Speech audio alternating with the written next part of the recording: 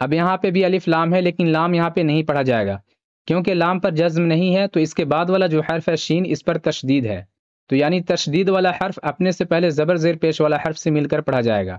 تو الف لام پر تو کچھ بھی نہیں ہے، اور یہ والا جو الف ہے نا، اس پر بھی کچھ نہیں ہے، یعنی یہ بھی نہیں پڑھا جائے گا۔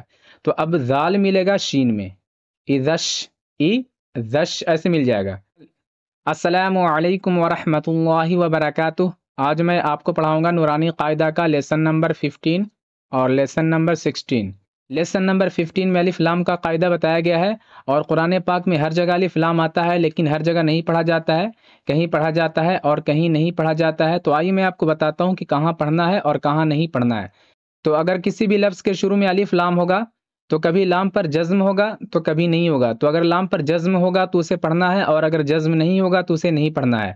اگر جزم نہیں ہوگا لام پر تو اس کے بعد والا جو حرف ہوگا اس پر تشدید ہوگا، جیسے یہاں پر لام پر جزم نہیں، الف لام ہے لیکن لام پر جزم نہیں ہے یہاں پہ، تو اس کے بعد والا جو حرف ہے شین، اس پر تشدید ہے۔ تو آپ کو ایک چیز ہمیشہ یاد رکھنا ہے کہ جزم ہو چاہے تشدید ہو، اس سے پہلے جو زبر زیر پیش والا حرف ہے وہی ملے گا، اس میں دوسرا کوئی بھی حرف نہیں ملے گا۔ جیسے یہاں پہ لام پر جزم ہے تو لام سے پہلے جو بھی زبر زیر پیش والا حرف ہوگا وہی اس میں ملے گا۔ جیسے الف، خالی الف پر زبر زیر پیش نہیں ہے تو الف نہیں پڑھا جائے گا، اور واو پر زبر ہے یعنی واو لام میں ملے گا۔ اب اسے پڑھنا ہے ول، الف نہیں پڑھائے گا، ول قمری، ول قمری۔ اب یہاں پہ بھی الف لام ہے، لیکن لام یہاں پہ نہیں پڑھا جائے گا کیونکہ لام پر جزم نہیں ہے، تو اس کے بعد والا جو حرف ہے شین، اس پر تشدید ہے، تو یعنی تشدید والا حرف اپنے سے پہلے زبر زیر پیش والا حرف سے مل کر پڑھا جائے گا۔ تو الف لام پر تو کچھ بھی نہیں ہے، اور یہ والا جو الف ہے نا، اس پر بھی کچھ نہیں ہے، یعنی یہ بھی نہیں پڑھا جائے گا۔ تو اب ذال ملے گا شین میں، اذش، اذش ایسے مل جائے گا۔ یہ تینوں نہیں پڑھا جائے گا، یہ جو تینوں ہے یہ تینوں نہیں پڑھا جائے گا۔ اگر میں اس کتاب کی بات کروں تو اس کتاب میں بتایا گیا ہے کہ الف لام کے بعد اگر ان حروف میں سے کوئی بھی حرف آئے گا تو لام پڑھا جائے گا۔ جیسے الف لام کے بعد یہاں قاف ہے تو لام یہاں پہ پڑھا جائے گا، لیکن اگر ان حروف میں سے کوئی بھی حرف آئے گا تو لام نہیں پڑھا جائے گا۔ جیسے الف لام کے بعد یہاں شین ہے، اور شین ان حروف میں سے ہے، تو یہاں پہ الف لام نہیں پڑھا جائے گا، یہاں پہ لام پر جزم بھی نہیں ہے، یعنی نہیں پڑھنا ہے اسے۔ تو آپ کو ان حروف کو یاد کرنے کی ضرورت نہیں ہے، کیونکہ قرآن پاک میں جہاں پہ لام پڑھا جائے گا وہاں پہ جزم ہوگا، اور جہاں نہیں پڑھا جائے گا وہاں پہ خالی ہوگا، ٹھیک ہے؟ اگر آپ اسے ہجے کر کے پڑھنا چاہیں تو اس طرح پڑھ سکتے ہیں، جیسے واو لام زبر ول، یعنی سب سے پہلے واو پڑھنا، اس کے بعد لام، اور سب سے آخر میں زبر زیر پیش جو بھی ہوگا اسے پڑھنا ہے۔ اور ہمیشہ یاد رکھنا ہے کہ بیچ میں اگر کوئی بھی حرف ایسا آتا ہے جس کو پڑھا نہیں جائے گا تو اس کا نام بھی نہیں لینا ہے۔ جیسے الف یہاں پہ نہیں پڑھا جا رہا ہے تو الف کو نام نہیں لینا ہے۔ واو لام زبر ول، قاف زبر قا، میم زبر ما، را زیر ری، والقمری، والقمری،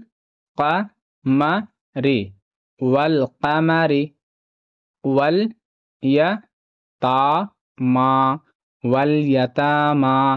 یہاں پہ میم پر کھڑا زبر ہے اور یا پر زبر زیر پیش کچھ بھی نہیں ہے، تو یا کو نہیں پڑھنا ہے۔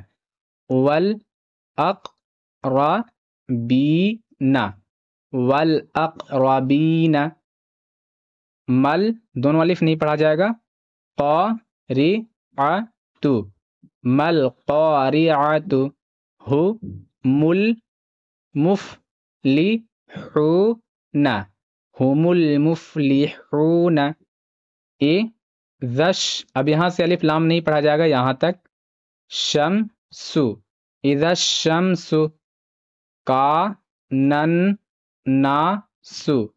کانناس، اگر نون پر تشدید ہوتا ہے تو غنہ ہوتا ہے، یعنی وہاں پہ تھوڑا سا رک کر پڑھنا ہے، کانناس، یقول الرسول، یقول الرسول، اقیموا الصلاۃ، اقیموا الصلاۃ۔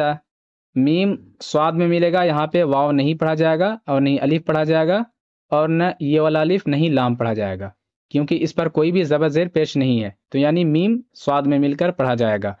اور یہاں جو کھڑا زبر ہے یہ واو پر نہیں ہے، یہ لام پر ہے، ٹھیک ہے؟ واو یہاں پہ بھی نہیں پڑھا جائے گا، صلاۃ، صلاۃ، ٹھیک ہے؟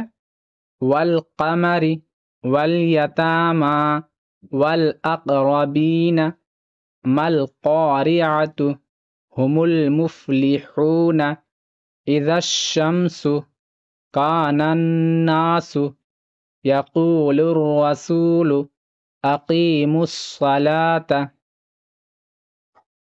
اب اس لیسن میں اللہ کے لام کو پر اور باریک پڑھنے کا طریقہ بتایا گیا ہے۔ میں اس سے پہلے آپ کو پڑھایا تھا را کو پر اور باریک پڑھنے کا طریقہ، لیکن یہاں پہ ہے اللہ کے لام کو پر اور باریک پڑھنے کا طریقہ۔ تو جب بھی اللہ کے لام سے پہلے زبر یا پیش ہوگا تو پر ہوگا، اور زیر ہوگا تو باریک ہوگا۔ یہاں پہ لکھا ہوا ہے اللہ، اور اللہ کے لام پر تشدید ہے، تو یعنی تشدید اپنے سے پہلے زبر زیر پیش والا حرف سے مل کر پڑھا جاتا ہے۔ تو اس اللہ کے لام میں اگر زبر یا پیش کے ساتھ مل کر پڑھا جائے گا تو پر ہوگا، اور اگر زیر والا کوئی بھی حرف اس میں مل کر پڑھا جائے گا تو باریک ہوگا۔ تو یہاں پہ زبر ہے اور زبر کے ساتھ مل کر پڑھا جا رہا ہے، تو یہ پڑھائے گا ان اللہ نواہ نواہ نلاہ، اس طرح نہیں پڑھنا ہے، لام کو پر کر کے پڑھنا ہے، ان اللہ، ٹھیک ہے۔ اور یہاں اللہ کے لام سے پہلے زیر ہے تو یہاں باریک ہوگا، یعنی اسے پڑھنا ہے بل اللہ بل اللہ، اس طرح نہیں پڑھنا ہے۔ اس لائن میں اللہ کے لام سے پہلے زبر ہے، اور اس لائن میں اللہ کے لام سے پہلے پیش ہے، اور اس لائن میں اللہ کے لام سے پہلے زیر ہے، یعنی یہ والی جو لائن ہے نا اس میں باریک پڑھنا ہے، باقی سبھی کو پر پڑھنا ہے۔ ان اللہ ان اللہ قال اللہ قال اللہ سمع اللہ سمع اللہ، سبھی میں پر پڑھنا ہے اللہ کے لام کو۔ حدود اللہ حدود اللہ یرید اللہ یرید اللہ خلق اللہ خلق اللہ۔ اب یہاں سے باریک پڑھنا ہے بللہ بللہ دین اللہ دین اللہ امر اللہ امر اللہ ان اللہ قال اللہ سمع اللہ حدود اللہ یرید اللہ خلق اللہ بل اللہ دین اللہ امر اللہ۔ اگر آپ نیکسٹ لیسن دیکھنا چاہتے ہیں تو اس ویڈیو پہ کلک کریں، اور اگر آپ اس کلاس کے تمام ویڈیوز کو دیکھنا چاہتے ہیں تو اس پلے لسٹ پہ کلک کریں، اور اگر آپ کو یہ ویڈیو اچھی لگی تو لائک کریں، اگر نئے ہیں تو اس چینل کو سبسکرائب کریں اور اپنے دوستوں کو بھی شیئر کریں۔